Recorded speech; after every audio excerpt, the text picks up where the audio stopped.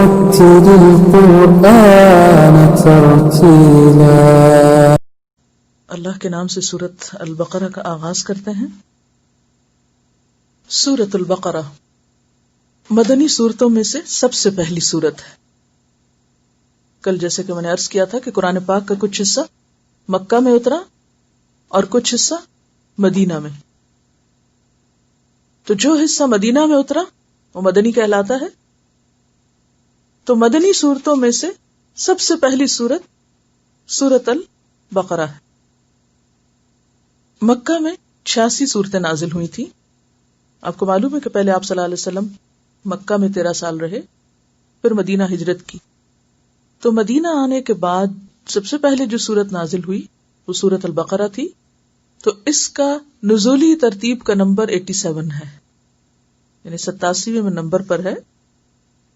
اگرچہ سورت کا بڑا حصہ مدنی دور کے ابتدائی حصے میں نازل ہوا،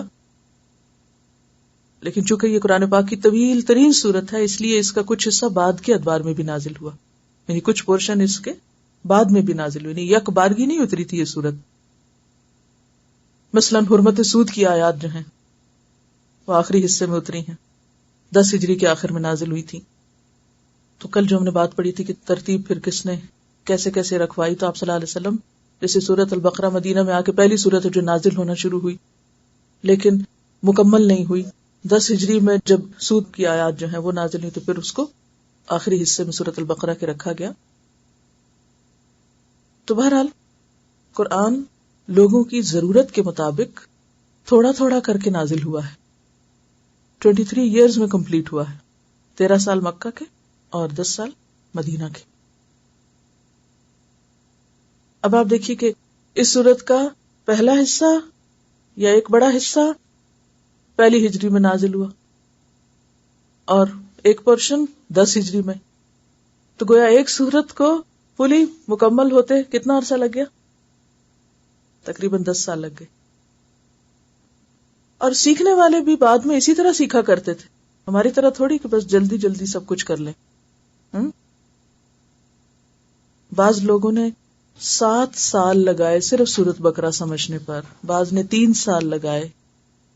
اسی طرح ہر ایک نے اپنی اپنی حیثیت کے مطابق اس پر غور و فکر کے لیے وقت لگایا۔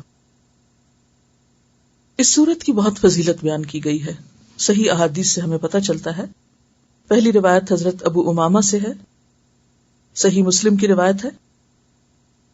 وہ بیان کرتے ہیں کہ میں نے رسول اللہ صلی اللہ علیہ وسلم کو یہ فرماتے ہوئے سنا، اقرأ القرآن فإنه يأتي يوم القیامة شفیعا لأصحابہ۔ اور آگے طویل عربی عبارت ہے، تھوڑا تھوڑا ٹچ میں آپ کو عربی کا ضرور دوں گی، کیونکہ جو بات جس زبان میں کہی جائے اسی زبان میں پڑھی جائے تو وہ صحیح لطف دیتی۔ ترجمے تو بس گزارا ہے۔ ترجمہ ہے، آپ صلی اللہ علیہ وسلم نے فرمایا قرآن مجید پڑھا کرو۔ کیا فرمایا؟ ذرا دہرائیں اس کو۔ پڑھتے ہیں سب؟ دیکھ لیں کیا کہہ رہے ہیں۔ قرآن مجید پڑھا کرو کیونکہ وہ قیامت کے دن اپنے پڑھنے والوں کے لیے سفارشی بن کے آئے گا۔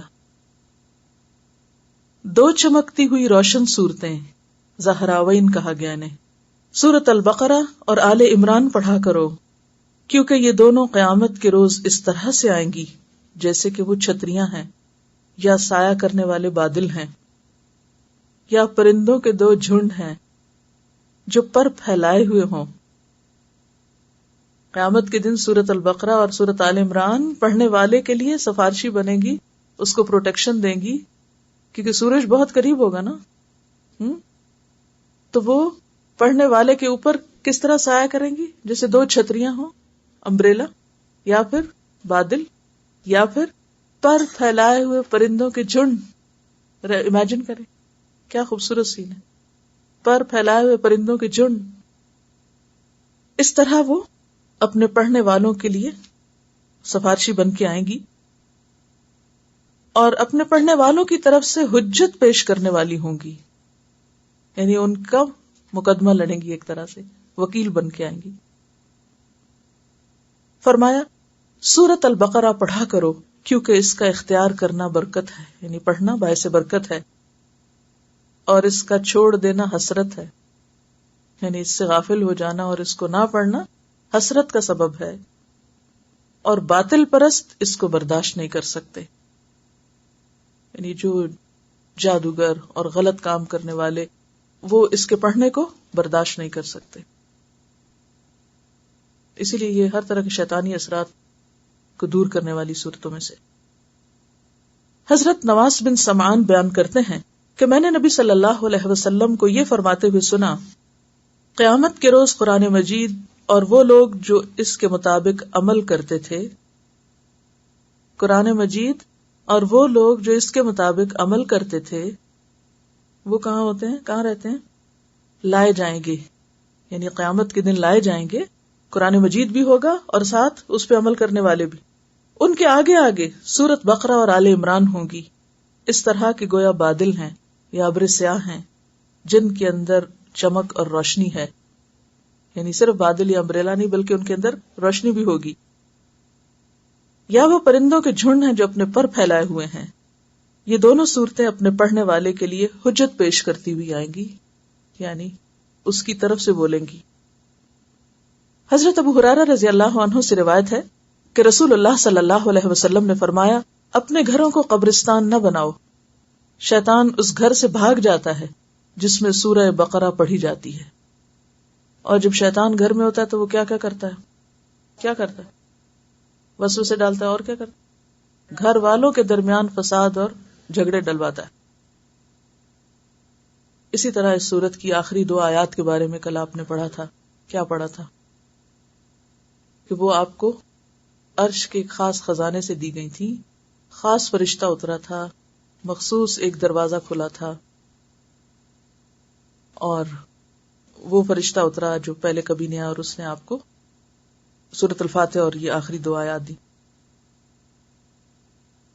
تو اس لیے دن میں کوشش کیا کریں کہ نمازوں میں کہیں سورۃ البقرہ کی پہلی آیات، کہیں بیچ میں سے، کہیں آخر میں سے، اور کم از کم آخری آیتیں اپنا معمول بنا لے پڑھنے کی.